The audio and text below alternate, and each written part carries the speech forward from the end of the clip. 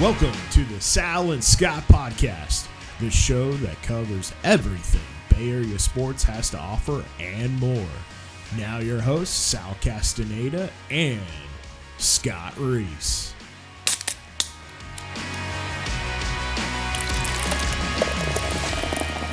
Episode 5 is underway. Good to have you along with the Sal and Scott podcast. Scott Reese, Sal Castaneda. Just rolling along as we hit that beautiful time of the sports calendar. Baseball season winding down, football season firing up. Sal, how's life treating you in this almost September part of the year? Well, it's great because there's always something compelling to watch. This time of year, usually we don't get these storylines with the 49ers. Yeah, sure, everyone's getting ready, but we have a heck of a storyline with the Niners and the quarterback situation. And, of course, the Giants and the A's are both playing pretty well, well enough to make the playoffs. We saw the Bay Bridge series, and, we saw some things, so there's plenty to talk about. So I want to get to the Giants and the pennant races and all that because it's going to be an unbelievable final 6 weeks of the season. But I think just because we're coming off another 49er preseason game, the Trey Lance show part two, I feel like we gotta dive in there. Just your general impression now that you've gotten to see the kid in 2 preseason games. Your thoughts on what you've seen so far? Well, and again, I'm just a fan. You might have some more inside info, but he looks good.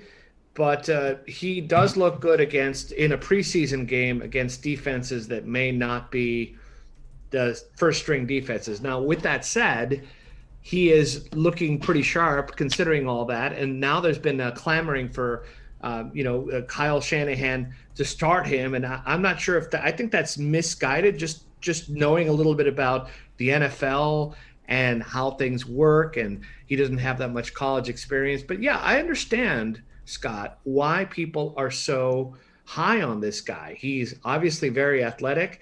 And let's be honest, Jimmy G needs to be having a better camp and a better opening if he's definitely going to be the number one starter. And right now, both those guys looked a little rusty. I understand why Trey looks a little rusty. But I'm wondering what's up with Garoppolo that he couldn't put together a better showing. Here's the only question that matters right now for Kyle Shanahan is which guy gives you a better chance to win today, right? You've got an entire season to evaluate Trey Lance. The big picture doesn't matter in week 1. What matters is who gives you the best chance to win in week 1. And I still believe that it's Jimmy Garoppolo in week 1. Now, that could change in a week or 2 weeks, and I expect at some point it will change. But, I watch Trey Lance right now, and I see the flashes of brilliance. I loved him in the 2-minute drill. But you also see, instances of a kid looking like he has barely played football, right, in the last couple of years. It's not just rust. There is a learning curve to the NFL. And even the most seasoned college quarterbacks, which he is not, right? Supremely talented, but not seasoned. Didn't play a lot of college football, played it at a lower level. Even the most seasoned college football quarterbacks often struggle in the NFL when they get to that first turn at the next level. So for me, especially given all the other things this team has going for it, I am Team Garoppolo for week 1. I don't believe that he should be in the conversation to start on opening day. That's just my feeling. I don't know if you concur. Well, actually, I've always agreed on that. I've never wavered. I think it's crazy to start Trey Lance. I think that to a certain degree, it would be doing the kid a disservice. And you're right. Who gives you a better chance to win? With that said, what would you say, Scott, if Jimmy Garoppolo is looking awful? I don't think he is, but, something happens. He gets hurt or, he starts playing really poorly. They're playing the Lions, which, I think that the game should be handled. But football is about winning, as you said. When does it get to the point where Trey Lance is your better option? Well, that's the $64,000 question, right? I don't know. I can't tell you in, mid to late August when he will be the better option. I suspect that it will not be half the season. I imagine that sometime in the first, 8 games or 8 weeks of the season, the practice time, the reps, the light bulb will continue to come on and burn brighter. And I suspect there will come a point in time where Kyle Shanahan thinks, okay, he is now ready. But of course, this is not, they're not mutually exclusive, right? There's the Garoppolo question completely separate from the Trey Lance question. And to your point, if Jimmy gets hurt, obviously it changes everything, right? And, we certainly hope that doesn't happen. You don't want Trey Lance to be thrown into the fire for the wrong reasons. If Jimmy struggles, I guess it's a question of relativity, right? How much does he struggle? I mean, is he completing 50% of his passes with a pick, or is he completing, 40% of his passes with 3 picks, right? I don't expect that to happen, but, I think we're also forgetting that Jimmy Garoppolo has a fairly substantial body of work at this point. He is a proven commodity. So there is no reason to expect him to come out and stink up the joint, certainly not against the Detroit Lions. So I have every confidence that Jimmy Garoppolo can be what they need him to be in the early part of the season, given the running game, given the creativity on offense, given what should be a really good defense. They've got the entire package. So why rush the quarterback right from the jump? That's my thought. Scott, this is a podcast, so we have time to get into these kind of longer discussions. This is my thing, and this is a fascinating question to me. Suppose that they start Jimmy Garoppolo, and Jimmy starts playing lights out. And, every week he keeps getting better and better, and he's not hurt. And, wouldn't this be an embarrassment of riches for the team to have? This is like the thing that I always wonder about. Okay, now what do you do? Do you trade the guy? Because you also do want to bring in your rookie guy who you just traded several picks for. That's fascinating to me. What if they both play really well? Good problem to have, right? Kyle Shanahan would be just fine with that dilemma. But here's the thing. Look at last year, right? The Miami Dolphins went into the season with a plan, right? The plan was Ryan Fitzpatrick's going to start the season. We've got Tua. He's our future. We're going to let him get the reps in practice. And after the bye, which last year for the Dolphins was in week 7. So the plan from day one was Fitzpatrick goes 6 weeks. No matter what the scenario, we're going to Tua after that. And they stuck to the plan. And you know what? They were 5-1 at the break, right? Ryan Fitzpatrick was playing really well. The Dolphins were 5-1 in first place in their division, and they made a quarterback change to the kid. Now, I don't know if the Niners are going to have that sort of rigid, set-in-stone plan. My hunch is they will not. But, that Sal goes to, what you're suggesting is, sometimes you make the change anyway. Now, I don't think that'll happen. I think that if Jimmy plays well and the team is 5-1, I think Jimmy's still the starter, right? What is the point of rushing Trey Lance or making a change if you're having success with status quo? And so – here's a follow-up question then. How does the kid get the experience he needs? Does that happen? Let's just say that the Niners have a really good season with Jimmy G. And does he get any sort of reps at all? Just or him holding the clipboard, is that enough to get him experience watching how fast these NFL defenses go? Not as much as you would like. No. And obviously there's no substitute for game experience, but it buys you time. And let's be clear. I'm not suggesting that I think Jimmy G is going to lead this team to 13-3 or as this year 14-3 with the extra game and never going to relinquish the starting job. All I'm saying is if he's 5-0 out of the gate, I don't think they make a change at that point. Now, right. If he's 2-3, we're having a very, very different discussion. You have to evaluate him on the merits, right, and on the numbers. As for the experience you ask about, look, every practice is reps. It's all beneficial. There's no experience for game reps. There's also nothing that says Kyle Shanahan can't decide that for a series here or a series there or for specific scripted plays, he's going to throw Trey Lance out there. There's no law that says you can't play 2 quarterbacks, right? So, again, he's not going to tip his hand. But, we will know week 1, right? We'll watch week 1 and we'll see Jimmy probably be the starter, although we don't know for sure. And who knows, maybe we see Trey Lance for a series in the second quarter or a series in the third quarter. And obviously, if you put him out there and it goes well, then that gives you confidence to, expand the experiment. So I think this is all something that they're making this up on the fly. They did not draft him with the expectation of, we need to throw this guy into the fire. This is not the Jacksonville Jaguars, right? Where, there's no point in not playing Trevor Lawrence, right? Because they're going nowhere regardless. This is a team that has legitimate Super Bowl aspirations. So again, I come to my opening thesis. I come back to it, which is you need to play the person who gives you the best chance to win in week one. And for me, that's Garoppolo. And what did you think yesterday after watching all these guys? You watched a couple of picks, and a lot of them were because they slipped out of the receiver's hands. Is that just, the jitters? What is that? I mean, I'm sure that doesn't happen in practice, but this is a real NFL game, albeit preseason, and some of those defenders are a little hungry because they're trying to make the team. What did you think about those little mishaps? Will those be ironed out? Yeah, it gives me a slight pause. I'm not going to lie. We've seen some bad drops in both of the first two games by your number one and number two receivers, right? From Debo and from Ayuk. You want to clean that up. Now, it's not like both of these guys are, veterans of 6 years where they have impeccable records of, receiving output and they're still young, and Ayuk only has the 1 year of experience. So, you want to clean it up. I'm not losing sleep over it, but I noticed it just like you did. And that's why they play the preseason games. And, part of it too is I think getting on the same page with Trey Lance.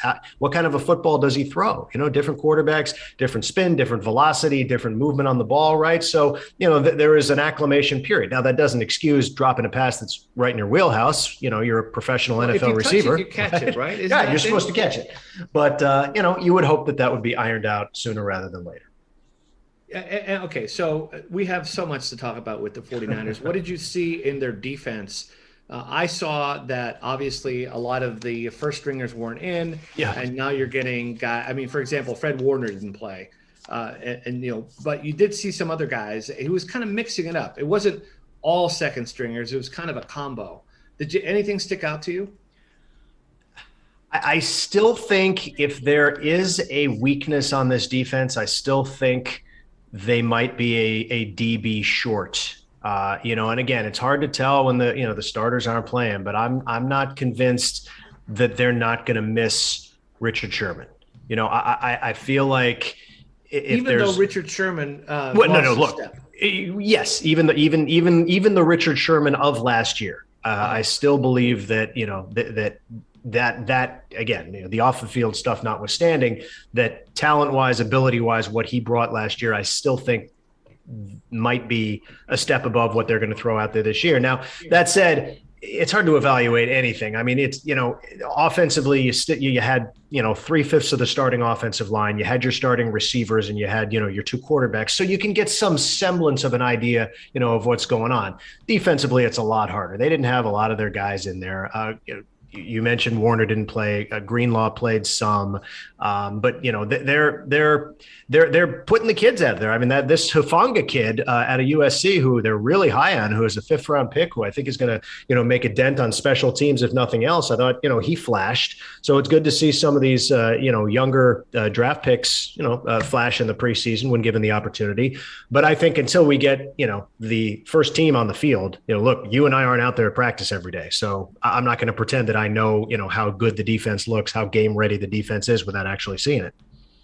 It's nice that they don't have a 4th preseason game because I think I heard because preseason football is awful and unwatchable. Right. And obviously you need some time for those bubble players to either prove themselves or be cut, quite honestly. But, that 4th game is now gone. And, the first regular season game is almost kind of like a preseason game. I know it shouldn't be because these are, they mean something, but then you get to really see in that first game, especially when you have an opponent like the Lions. Now, I don't want to denigrate the Lions, but they're not expected to be good this year. So, then you go out, everything's on the line. It's all about winning. And then you will see what's really going on. Feel free to denigrate the Lions. That's okay. They are denigratable. The Lions are going to be terrible. They will probably, I don't know if anybody's going to rival the Texans in terms of worst offense in the NFL, but the Lions might be a close second. So, they could probably win that game with Nate Sudfeld, right? So we're talking about Garoppolo versus Trey Lance. So, the schedule is really friendly. Yeah, you got to start on the road times 2, but the Lions and Eagles are both eminently beatable. Then you come home in week 3 and you get the Packers, and then it's go time, right? Then it's Packers, Seahawks, Cardinals, and then you get, the Colts and Bears. So the schedule, I think, is very friendly in the first 2 weeks. You get a couple of road games out of the way against very undermanned teams that they should beat, and you go from there. And we'll see how it goes. But, remember, Sal, they didn't have a preseason last year, right? I mean, was week 1, an unwatchable disaster like it was preseason football?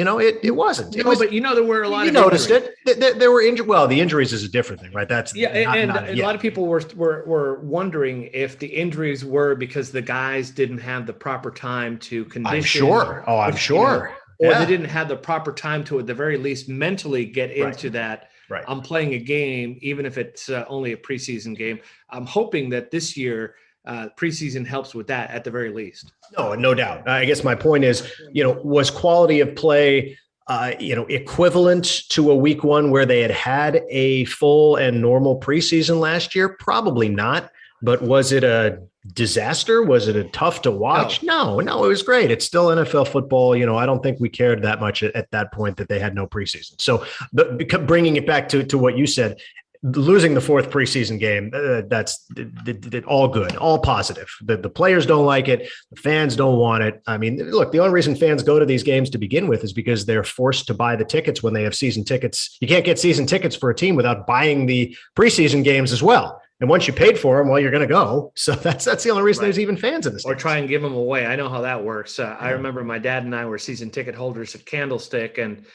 I think for that 4th preseason game, I forget what it was back then, but sometimes we would just give them away just because, we were just waiting for that first game. I do agree with you when it comes to the defense. I think the 49ers are going to have enough pressure on that defensive line to make the quarterback at least hurry some throws. But if you're wide open back there, it's all going to be for naught. And I hope I'm oversimplifying, obviously, but, you have to have some good coverage downfield.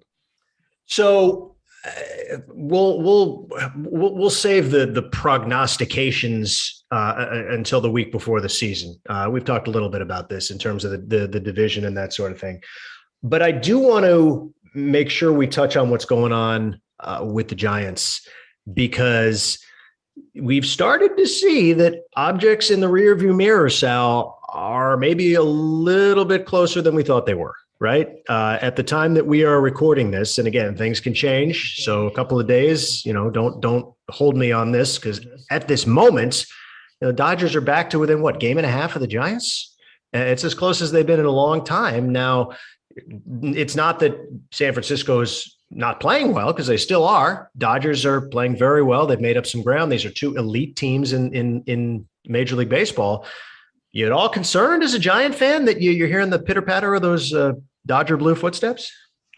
Okay. Yes and no, only because I think whatever is going on in that Giants clubhouse has these guys believing in themselves. And it's 2.5. We're recording this on Monday. It's 2.5. Right. Sorry, 2.5. Right. Yes. It could have been down to a half game had the A's, let's say the A's swept the Giants and the Mets lost yesterday, because the Dodgers were playing the Mets. So obviously 2.5 games is not much. Obviously it's just something that could be really close. But I'm not counting the Giants out yet, only because the body of work that we've seen this season leads me to believe that there's some sort of secret sauce going on with this team. And I'll tell you why. You have all the younger guys who have come in and played well. But the most incredible thing to me about this team is leading the league as the time we record this podcast in home runs. And no one on the team, I don't think so. Maybe Chris Bryant. No one on the team, though, is going to hit 40 home runs. Chris Bryant's not going to hit 40. 30 home runs, right? Not going to hit 30, right. 30, not going to hit 40, obviously. Yeah. Not going to hit 30. So Chris Bryant has 23. I think Brandon Bell has 20 or something like that. But So this team they don't have to pitch around guys. They have to pitch around the whole team, and that becomes untenable. I wouldn't have predicted it, Scott. No, not even a little bit. They've also, and I think the point you're making is the depth. Correct me if I'm wrong. The depth of this lineup, right? They don't have a Tatis, right? They don't have that one guy who strikes fear in the hearts of every opponent, right? But they've got a lineup, and granted, Crawford has played like that guy this year, but they've got an entire lineup of guys who can hurt you. I looked this up. The all-time record for teams with number of players with double-digit home runs on the same team was the Yankees a couple of years back. They had 12 guys with double-digit homers. That's the all-time Major League record. The Giants, I believe, have 10, and I don't know if that counts Chris Bryant, who they added via trade. And when I last I checked, Austin Slater had 9. So they're going to threaten that record, which again just shows you the depth when you've got a 1 through 9, a 1 through 10 offensively, all with double-digit pop in the same season. Like you said, where are you going to run and hide? Because there's so many landmines in the lineup. And the Giants were never known, maybe back in Bonds and Kent era, maybe, but they were never really known in the era of Oracle Park, which was called AT&T Park, was called Pacific Bell Park, whatever you call it. That park, and I know they moved in the fences a little bit, but that park has never been, it's still considered a pitcher's park. And to have the Giants in the conversation as a slugging team, I don't remember a time, maybe 2002, but they've always been kind of a dink and dunk team. And here we are with these guys, coming in, a pinch hit home run. I think they lead the league in pinch hit home runs. That Donovan Solano thing was amazing the other day. I just can't believe it. I don't know what changed. I like it. No, they brought the fences in. They put bullpens in the park, right? So everybody's hitting homers. No, and I actually just checked. My numbers were correct. Not counting Chris Bryant, and I don't think he counts to their total unless he hits 10 with the Giants. But at this point in time, they do have 9 guys. 1, 2, 3, 4, 5, 6, 7. Let's see. Hang on. 1, 2, 3, 4, 5, 6, 7, 8, 9. Yep. 9 guys with double-digit homers, and Austin Slater has 9. So if he hits one more, that's going to be 10. And if Bryant can get hot and hit 10 with the Giants, that's 11. And that's one shy of the Major League record. So again, you're getting it from up and down, starters, bench, everybody. And no, Sal, you're 100% right. This team was built 3 world championships, right? 10, 12, and 14. It was built on pitching. Right. It was enough hitting. It was clutch hitting. It was Edgar Renteria. It was Cody Ross. It was Pat Burrell. But it was not 40 homer guys ever at all. Right. It's pitcher's park. It was Bumgarner, Kane, Lincecum. It was, pitching and starting pitching and bullpen. This is different. And the one thing that scares me about this team going forward is the pitching's starting to get a little dicey, and not because guys are no longer performing, but attrition is becoming a thing, right? And DeSclafani now on the DL. They didn't think he was going to have to go on the injured list, and all of a sudden they decided the ankle was bad enough that they had to do it. You're down to Cueto is still not available, so all of a sudden you're down to kind of a bare minimum. You got Gausman, you got Alex Wood. Can he hold up the rest of the way? And you got Logan Webb, who, by the way, I think is an absolute star of the making. Big Logan Webb fan. But still, that's 3 tried and true reliable starters. You need 5, right? So that's problematic when you're heading into September and October. It's interesting you bring up the pitching because, these pitchers, most of them that you mentioned, not all of them, but most of them were acquired on the free agent market. And so is this Farhan or that went out and got these guys? I mean, they got Jake McGee for $2 million. Even say what you will about the kid. He's had some struggles, but he's still for $2 million. All these guys that they had, a lot of these guys that they had, they got from other teams where they were kind of shaky, and he brought them all in, and they were all pretty good pitchers. That is something incredible. It's okay to go out and get a few, and then some of them don't work out. The fact that we're here now with these guys that we got from one year to the next in the pitching department, and now they're starting to show some wear. But it's also incredible. Is that Farhan, Scott? Partially, sure. Part of it is guys. Tyler Rogers is in their system, right? I mean, part of it is guys who, you brought up through your system, and part of it is guys he went out and he plugged holes. and it's one thing to go out and plug a hole with Jake McGee because you need a left-handed relief pitcher. It's another thing to, tell him, look, you're our guy in the ninth inning, which he really hasn't been in 5 years. I mean, he was a closer eons ago, but for the most part has not been over the last 5 seasons. They stick him back in the ninth inning, and what is he now? 24 for 27 or 27 for 30 or something. I mean, he's been phenomenal. He's been great. ERA is under 3, and a couple of hiccups here and there, but for the most part, he's been great. So, I think the discussion there is the same as it is for some of the guys we talk about on offense. Is you're getting value, right? Not only you're bringing in players that are helping you, you're getting huge value relative to what you're paying them. And obviously that opens up possibilities, down the road. I tell you, I would love to get, maybe we'll make this a, future podcast. I'd love to get one of the Giants analytics folks to come on and really, pull back the curtain as much as they can. You don't want to give away, state secrets, but man, what are they doing behind closed doors that allows them to, coach up these guys the way they are? Because, Sal, we've talked about this. This can't be coincidence. It's Wilmer Flores, Darren Ruff, Austin Slater, even Steven Duggar when he was up and they sent him down because of a roster crunch, but he was certainly holding his own. Like, what are they doing to get the most out of every single one of these guys? Not to mention bringing Crawford and Posey back to all-star form. Right. So that's what's really incredible to me, that if you think of the old guys like Brandon Crawford, Longoria, who's, obviously not at 100%, but you have Posey and you have Belt, all those guys are playing respectable baseball considering what age they are. They're all over 30. So those guys, and then all the guys you just mentioned, are we in a window of something that can't be repeated next year? It's like, okay, yeah.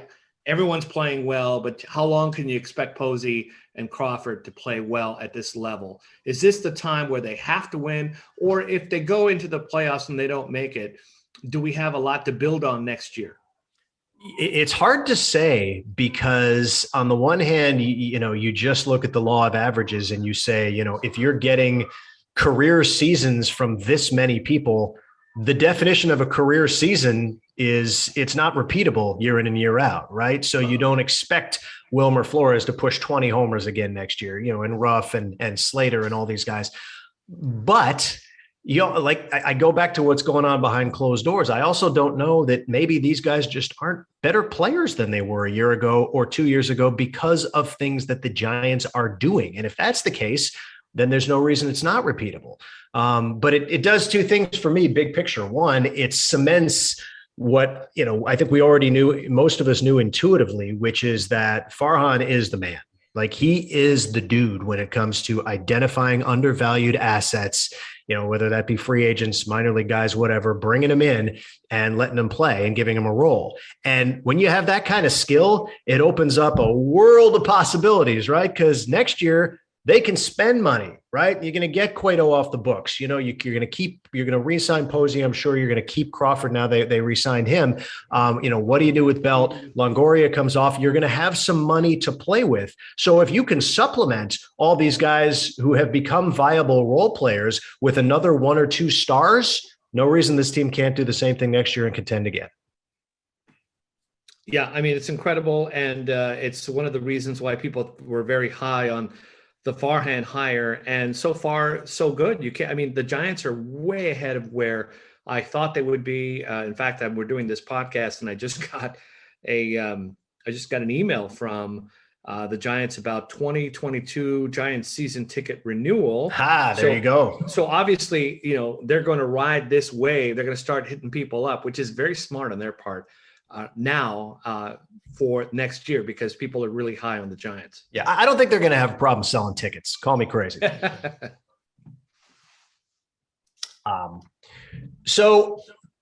But getting back to my initial question, Sal, how concerned are you about the Dodgers? Because, the Giants are an unbelievable story, best team story in baseball this year, hands down. But the bottom line is, they could finish up with a second best record in baseball come the end of September and still wind up being a wild card. And if you're a wild card, you're talking about one game. And in one game, man, anything can happen. It's 50-50. It's a coin flip. The Giants don't have Jacob deGrom to throw out for one game, right? Look, I like their top starters, but whoever they play is going to have somebody equivalent of Kevin Gossman, let's say, to throw out there in a one-game playoff. So, how concerned are you at this point that lead is slipping away, knowing the Dodgers' talent? I mean, I can't lie. When they added Trey Turner and Max Scherzer, I was very concerned. And it's just one of those things where, look, what are you going to do? This is a league where you're allowed to do that. It's legal to do that. And now a lot of their players are no longer hurt. They're very, very deep. And players matter, and this is what Giants fans probably don't want to hear. But, I mean, you've got all these great players. It's going to be tight. I don't count the Giants out if they have to play in a one-game playoff, because I think that the makeup of this team is strong enough so they'll go in there believing. I think what Gabe Kapler has done with the team and their confidence, something like the factor that you can't quantify. There's a more elegant name for it, but I would rather obviously have the Giants win the division so they can play what I call a real playoff series.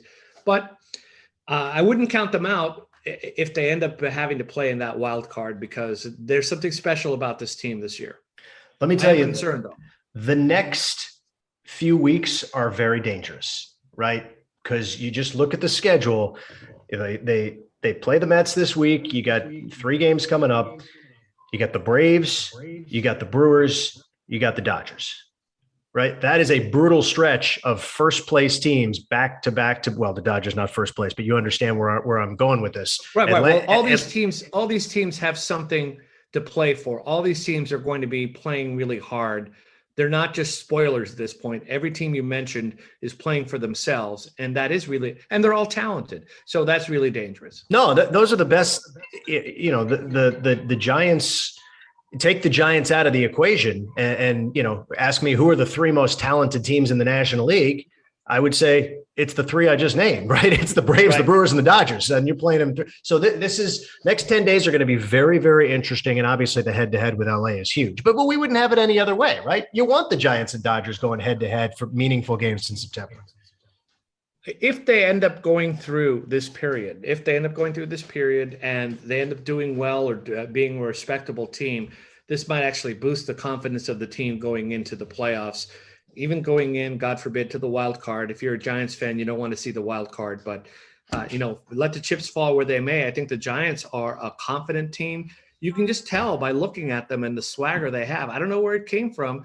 I wasn't expecting Kapler to get this out of them, because I was just thinking of the Kapler from the Phillies and not the Kapler we have now. But hey, this is here we are. It's almost the end of August and they're in first place, and let the chips fall where they may. Yeah, we got to put that to bed. We got to put the Gabe Kapler can't manage thing, I think, to bed. He's won me over this year without question.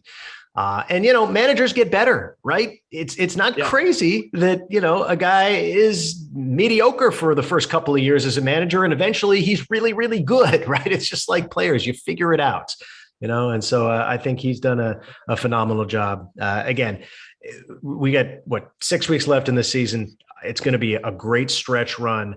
A lot of Giants Dodgers head to head. And, like you say, Sal, let the chips fall where they may. We are ready for it. We're going to embrace it. And man, we're going to have fun watching sports in September with the Giants doing what they're doing. The A's obviously very much in the playoff talk picture. And oh, by the way, college football and the NFL coming in the next couple of weeks. This is good, man. This is good stuff. It is good. It is good. All right. We will adjourn for now. We will come back a week from now and have a whole bevy of new stuff to talk about. We'll have another preseason game under our belts, although I'm not sure how much we're going to learn from week 3 where the Niners are concerned. We will have, more sample size on the Giants-Dodgers race, everything going on Major League Baseball. And again, soon enough, we can start with the Stanford Cal banter as well, because we got college football coming up, not this coming weekend, but next weekend. It is game on. So bring it. All right. Sal Castaneda, a prince among men. We appreciate Appreciate your insight as always. I'm Scott Reese. Toopsy getting it done back in the cave, which we may or may not be calling the cave anymore. And yeah, that's it for the Sal and Scott podcast. We will talk to you a week from today.